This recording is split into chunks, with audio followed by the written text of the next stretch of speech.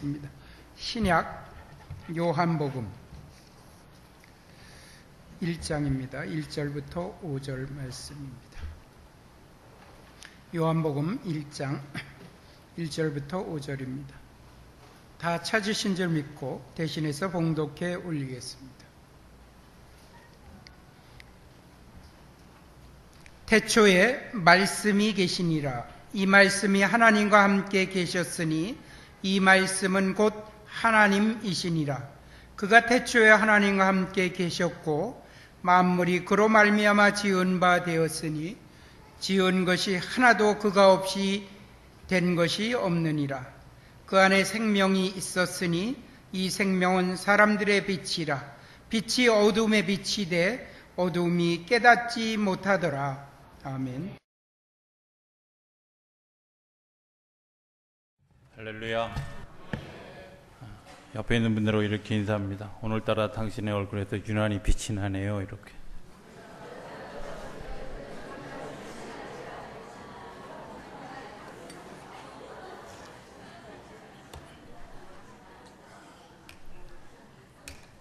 부연 설명을 하면 모세가 하나님의 그 그림자를 보고도 얼굴에 빛이 나서 그 얼굴을 수건으로 얼굴을 가려야 할 만큼 그 빛이 났다. 여러분이 한 주간 동안 하나님의 은혜 가운데 푹 젖어서 하나님을 만난 경험들 때문에 여러분들 얼굴에서 빛이 나는 줄로 믿습니다. 아멘 안 한 분도 그렇게 되는 줄로 믿습니다. 네. 오늘 기도할 때 제가 유난히 옆에서 들으니까 이쪽 왼쪽 동네만 유난히 아멘 소리가 크고 오른쪽이 굉장히 그래 내가 청각 검사를 한번 해봐야 되겠다 이런 생각을 했습니다. 오른쪽도 그렇게 되는 줄로 믿습니다. 네. 지난주에 우리 그 말씀이 실제가 되는 두 가지 얘기를 했었습니다. 뭐였죠? 첫 번째가 네, 이럴 줄 알았습니다. 그 일부 예배는 그래도 딱 제가 말이 떨어지자마자 딱 얘기하는 사람이 있었는데 뭐 그 집 엄마도 할머니도 얘기 안 하는 거 보면 예, 첫 번째가 뭐라고요? 예? 경청하는 거죠, 그죠? 예, 하나님의 말씀을 잘 듣는 것. 두 번째는 예? 예? 독서. 누구예요? 네. 근데 뭘 쑥스러워서 그렇게 고개를 거룩한 독서 얘기했죠, 그죠? 하나님의 말씀을 말씀으로 듣는 그런 그 거룩한 독서에 대한 이야기를 했습니다. 오늘 나머지 두 가지 침묵하는 것, 그 다음에 영적인 글을 쓰는 것에 대한 얘기를 좀 하려고 합니다. 테마를 잊어버리지 않게 되길 바랍니다. 말씀이 우리 삶의 실제가 되어지는 그런 그 네 가지 훈련입니다.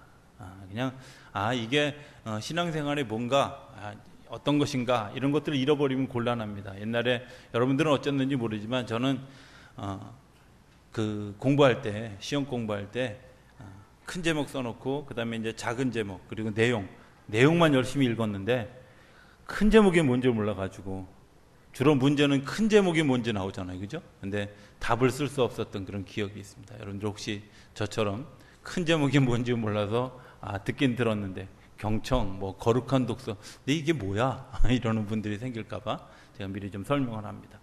여러분들 우리가 말씀이 실제가 되어지는 것, 말씀이 내 삶의 자리에 들어오는 것, 그것에 대한 이야기를 하고 있습니다. 말씀이 내 삶 속에 들어오는데 가장 필요한 중요한 것 또 하나는 뭐냐면 그것의 말씀을 묵상하는 침묵입니다. 그냥 말하지 않는 그런 침묵과는 좀 다른 내가 그 말씀을 묵상하는 그런 것들. 이제 우리가 흔히 이런 일들을 경험하지 않습니까? 어려운 일을 겪고 또 혹은 뭐 실수한 일을 겪고 억울한 일들을 겪고 이렇게 했을 때 제일 먼저 반응하는 반응이 뭐냐? 왜 이렇게 억울한 일이 나한테 일어났을까? 또 왜 이런 일들이 나에게 일어났을까? 하고 생각하게 됩니다. 그런데 생각하는 방향을 조금 조정해 보아야 됩니다. 우리는 뭘 묵상하냐면 사건 속에서 다른 사람이 어떻게 반응했을까 하는 것들을 묵상하고 그리고 내가 어떻게 그것에 대해서 대응할까 이런 것들을 묵상하지요. 그런데 그런 묵상이 사실은 아무런 도움이 되지 않는다는 겁니다.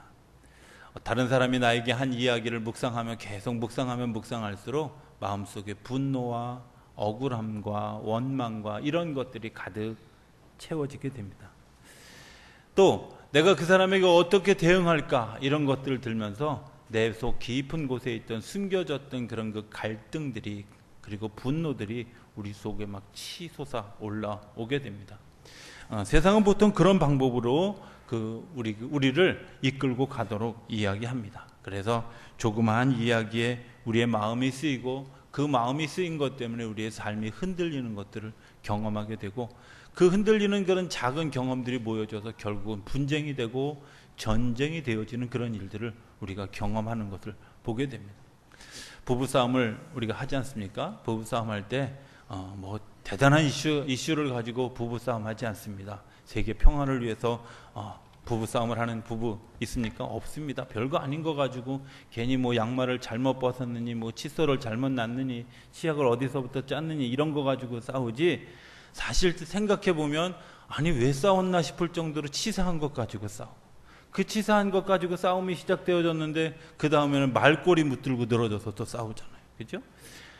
그 사건을 묵상하는 것, 그 전체 속에서 묵상되어지는 것들을 보지 않고 그냥 그 사건 하나하나를, 제가 이번 주에 우리 임영애 성도님 아들 결혼 주례를 준비하면서 이런 생각을 해봤습니다. 믿지 않는 이분들에게 어떤 이야기를 해야 될까? 그래서 좀 멋있는 말을 만들어야 되겠다 이런 생각이 들었습니다. 그래서 이런 말을 하나 만들었습니다. 그냥 이렇게 떠돌아다니는 그런 이야기, 가십거리, 이런 가십거리 있잖아요. 그런데 그 가십거리를 보면서 큰 꿈을 꿔라 이렇게 이야기를 해주고 싶다 하는 생각을 했습니다.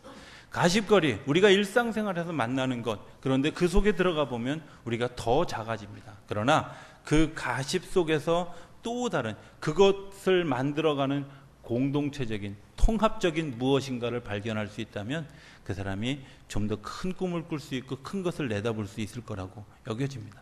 마찬가지입니다. 우리가 침묵하는 것은 우리가 가지고 있는 작은 생활의 조그만 것 하나하나를 하나님과 연결되어져서 보고 하나님이 이 일들을 어떻게 이끌고 갈 수 있는가를 볼 수 있도록 열어가는 겁니다. 성경에 보면 예수님이 굉장히 바쁜 삶을 살았습니다. 굉장히 바쁜 삶을 사는 것, 그것 때문에 굉장히 피곤하고 힘들었습니다. 어떤 목사님이 이런 얘기를 했습니다. 목사님들 왜 이렇게 바쁘십니까? 우리가 예수님을 닮느냐고 바쁘다고 이렇게 얘기하는 분이 있었습니다. 모르겠어요. 예수님을 닮느냐고 바쁜 건지 딴 것 때문에 바쁜 건지는 전 잘 모르지만 어쨌든 예수님이 굉장히 바쁘게 살았습니다. 그런데 그 바쁜 예수님이 꼭 하셨던 일상이 있습니다. 그것은 뭐냐면 한적한 곳에 가서 기도하는 시간을 놓치지 않았다고 하는 겁니다.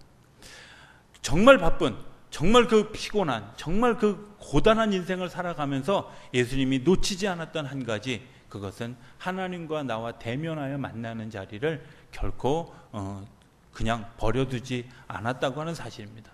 우리가 생각할 때 예수님이니까 그렇지요. 그냥 신앙이 좀 좋으니까, 믿음이 좋으니까, 이 세상에 뭔가 목적이 있어서 오셔서 그렇지요. 맞습니다. 목적이 있어서 이 세상에 여러분들을 보내주셨습니다.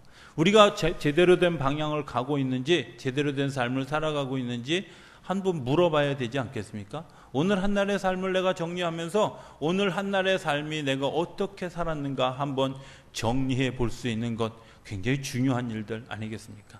이런 생각을 해봤습니다. 우리가 하루에 8시간 정도 자고 나머지 16시간을 살아갑니다. 하루의 일상을 다 돌이켜 저녁에 하루 일상을 다 돌이키면서 시간별로, 분별로 15분, 20분별로 이렇게 쭉 나눠서 여러분들이 했던 말과 여러분들이 했던 생각과 여러분들이 행했던 그런 그 많은 일들을 그대로 다 복귀할 수 있다면 여러분들은 굉장히 의미 있는 하루를 사는 사람들입니다. 바둑 기사들이 그런 이야기합니다. 어떻게 그 많은 그 바둑의 수를 다 복귀할 수 있느냐고 이렇게 이야기했습니다. 그 하나하나를 두면서 다음에 어떤 일들이 진행되어질까 하는 것들을 진지하게 생각하고 고민했기 때문에 돌아가는 수순을 다 기억할 수 있다는 겁니다. 마찬가지입니다. 오늘 우리의 삶, 16시간의 삶을 그대로 다 복귀할 수 있다면 여러분들이 굉장히 의미 있는 삶을 살았습니다. 그러나 내가 10분만 복귀할 수밖에 없다면 여러분들의 나머지 15시간, 50분은 사실은 버려진 시간이라는 겁니다. 하나님 우리에게 그런 것들을 우리 마음속에 우리의 삶 속에 새로운 것들을 만들어가기 위해서 우리에게 요청하는 것, 그건 침묵하면서 하나님과 교제하는 시간을 가지도록 요청하는 겁니다. 내가 침묵하지 않았기 때문에, 내가 그것에 대해서 묵상하지 않았기 때문에 내가 하지 말아야 될 말들을, 내가 하지 말아야 될 행들을 내가 하면 오히려 위험한 일들을 우리가 행하게 되어지는 경우가 얼마나 많이 있는지 모릅니다. 그리고 그것이 더 깊은 수렁으로 빠지게 하는 일들을 우리가 스스로 택해서 가는 일들을, 많은 것들을 보게 됩니다. 목회하면서 객관적으로 교인들의 삶을 바라볼 수 있는 그런 눈이 열려지지 않겠습니까? 교인들의 삶을 보면서 저건 분명히 후회할 일인데, 그런데 열심히 하는 그 모습을 보면서 안타깝게 느껴질 때가 얼마나 많은지요. 분명히 후회할 일들입니다. 시간이 지나서 1년이 지나서 2년이 지나서 그때 목사님 왜 안 잡아줬습니까? 안 잡아준 게 아니라요, 잡아줬는데 뿌리쳤습니다. 그리고 이야기했는데 듣지 않았습니다. 그리고 들으라고 넌지시 던져줬는데 하나도 기억하지 않을 뿐입니다. 사실은 그것 때문에 얼마나 힘들어하고 얼마나 아파하고 얼마나 고통스러워했는지 모르는 그런, 어떤 분의 고백 속에서 이런 이야기를 들었습니다. 제가 그분을 위해서 금식할 때만 되면 꼭 저보고 목사님 같이 식사하시죠. 몇 번을 그랬는데, 하루는 식사하자는 얘기가 너무 그래서 식사 자리에 갔습니다. 저희 집사람은 금식 안 할 때니까 다 먹는데, 제가 식사 기도는 딱 하고 밥을 안 먹으니까 왜 안 드시느냐고, 그래서 금식 중이라고. 열심히 먹더라고요, 밥을. 나중에 한 얘기가 있습니다. 나중에 돌이켜보니까 그때 목사님이 금식한 게 자기네 집을 위해서 금식하고 있었는데, 자기는 그것도 모르고 열심히 밥 먹고 있었더라고. 저는 여러분들 그것 깨달은 것만 가지고도 그분에게 얼마나 감사한지.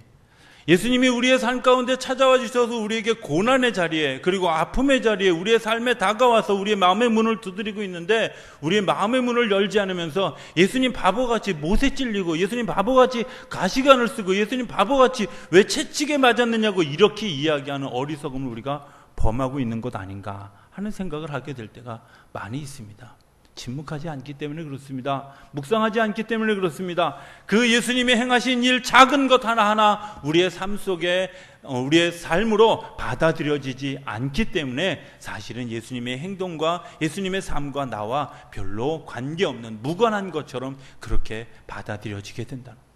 예수님의 기도 한마디 우리의 마음속에 묵상하고 받아들여졌을 때 그 기도가 우리의 삶에 찾아와 주는 것, 그리고 영향력을 행사하게 된다. 엠마오로 가는 두 제자가 예수님을 만났습니다. 예수님을 만나서 많은 이야기를 나눴습니다. 많은 이야기를 나누는 중에는 예수님이 과거에 한 얘기가 있었습니다. 그리고 그 과거에 한 얘기 하룻밤같이 유숙하게 되어져서 그곳에서 하룻밤을 지나자고, 그리고 이야기를 하는 그 와중에서 예수님이 사라지셨습니다. 사라지고 난 다음에 예수님의 제자들이, 엠마오로 가는 두 제자의 눈이 띄어졌다고 성경은 이야기하죠. 예수님과 같이 있었습니다. 예수님의 이야기를 들었습니다. 당신들이 한 그 모든 사건들이 다 예수님의 이야기였습니다. 그런데 예수님이 하신 이야기를 듣지 못하고 있었던 겁니다. 어떤 때 듣게 되어졌습니까? 묵상함으로 듣게 되어졌다는 겁니다.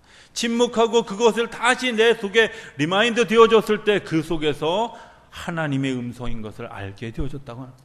우리가 삶을 묵상하는 자리에서 우리가 삶을 살아가는 그 사건 속에서 하나님을 만나는데, 그 사건 속에 관여하시는 하나님, 그 사건 속에서 역사하시는 하나님, 그리고 그 사건 속에서 일하시는 하나님을 우리가 볼 수 있는 것 아니겠습니까? 어떤 사람들은 이렇게 생각하는 사람들이 있습니다.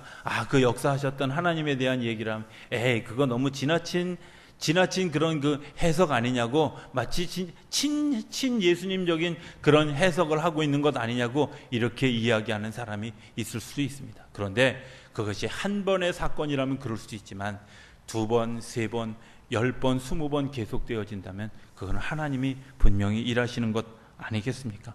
오늘 그럼에도 불구하고 하나님께서 그 일들을 한 걸음 한 걸음 이끌어 오시는 것들을 우리가 우리의 마음속으로 묵상하지 못하기 때문에, 침묵하며 그것을 우리가 듣지 못하기 때문에 하나님이 일하시는 것들을 발견할 수 없고, 하나님이 역사하시는 것들을 우리가 느낄 수 없는 이유라고 하는 겁니다. 여러분들의 삶에 하나님이 일하시고 있는 줄로 믿습니다. 그 하나님의 일하심이 우리 가운데 있는데 우리가 그것에 대해서 알지 못하는 이유는 그것에 대해서 침묵하며 묵상하며 들어가지 못하는 것들을 보게 됩니다. 저는 종종 이렇게 한 6개월쯤의 시간이 지나고 나고 1년의 시간이 지나고 나면 한번 꼭 돌이켜보는 그런 행사 같은 것 하나가 있습니다. 그게 뭐냐면 제 과거의 삶을 살았던 그 과거의 그래프를 하나하나 그려봅니다. 올해 이 일들을 이루기 위해서 하나님이 과거에 어떤 일들을 준비시켜 주셨던가 생각해 보면 하나님이 이 일들을 만들기 위해서 그런 일들을 경험하게 했던 것들을 경험하게 됩니다.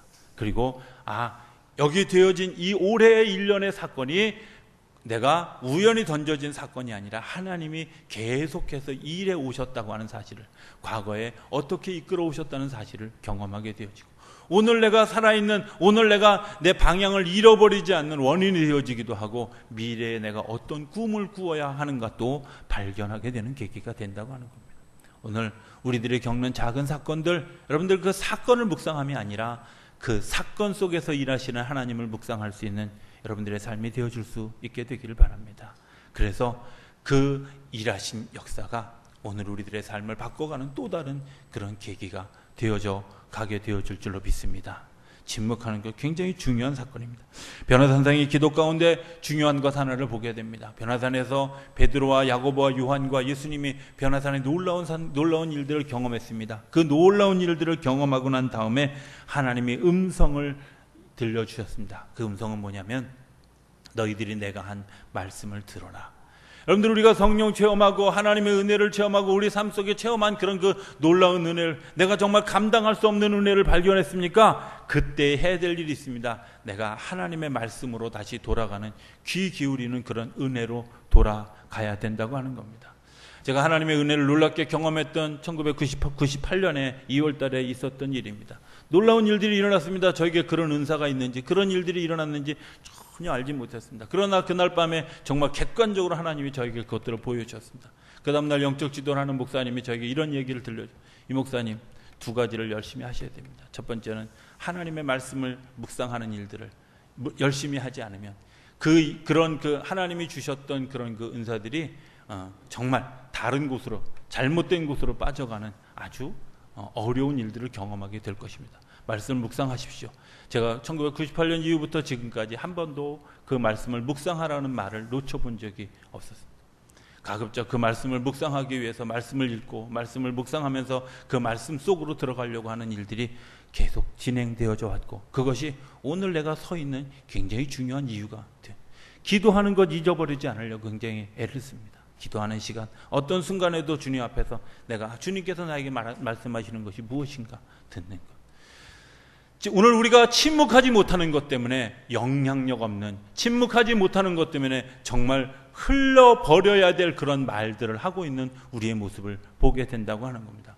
침묵 속에서 하나님이 일하시는 것이 있습니다. 침묵 속에서 말해야 할 때를 알게 됩니다. 침묵 속에서 정말 힘 있는 말씀을 전할 수 있는, 힘 있는 말을 할 수 있는 능력을 우리에게 전달해 준다고 하는 겁니다.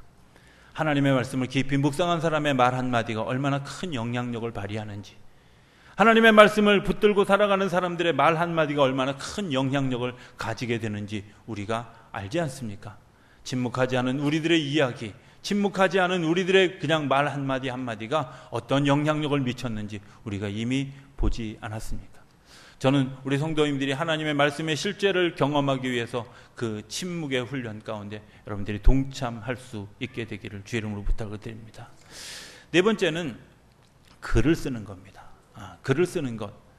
어쩌면 생소하게 들려질 일일지도 모릅니다. 그런데 글을 써보면 이런 것들을 느낍니다.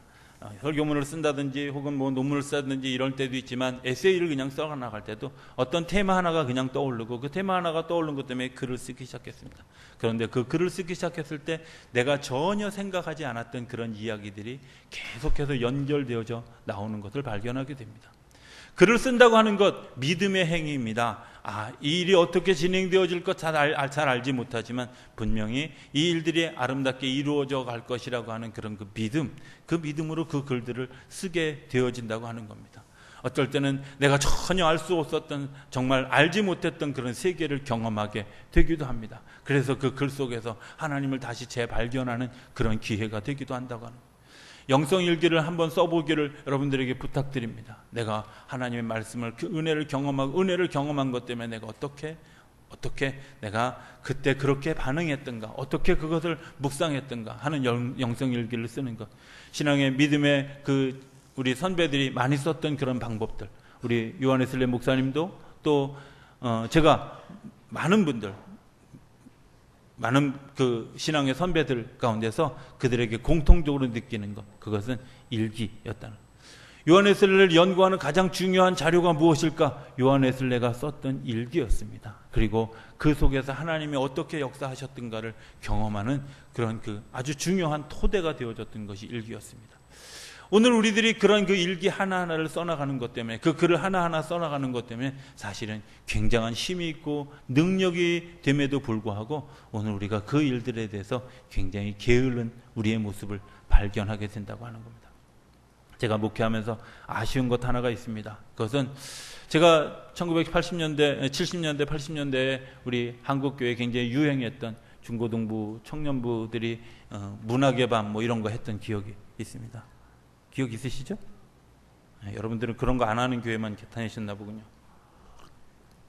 얼마나 굉장히 귀한 시간들, 보통 수련회 끝나고 나면 가을에 그걸 하려고 막 그냥 교회에서 2달, 3달을 막 정말 힘들여서 그것들 준비했던 그런 시간들. 그래서 어떤 사람은 시도 쓰고, 어떤 사람은 연극도 하고, 어떤 사람은 노래도 하고, 피아노 연주도 하고 하면서 자기 개발의 반응을 발전했던.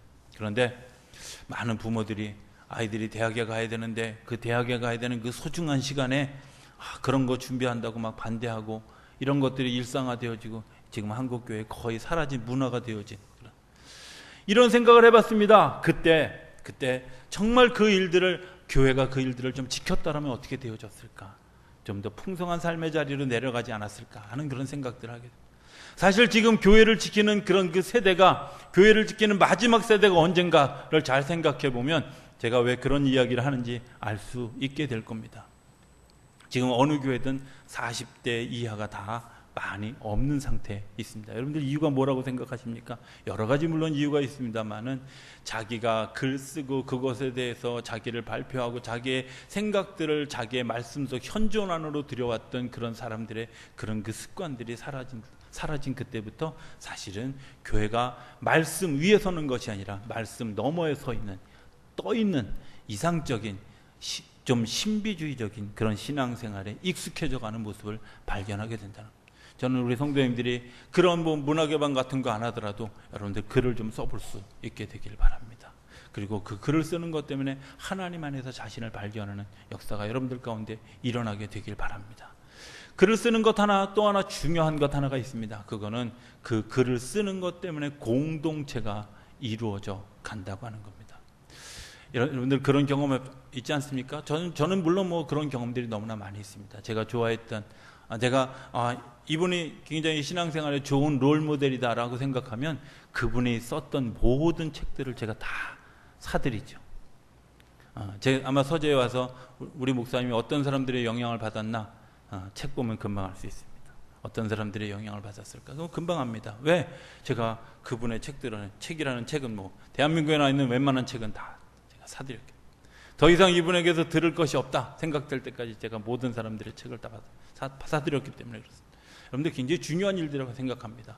그냥 그때 의미 없이 그냥 이렇게 던져줬던 그런 예를 들면 우리 한국에 예전에 영락교회 담임했던 이명수 목사님, 김진홍 목사님, 이런 목사님들의 제가 책을 굉장히 즐겨 읽었습니다.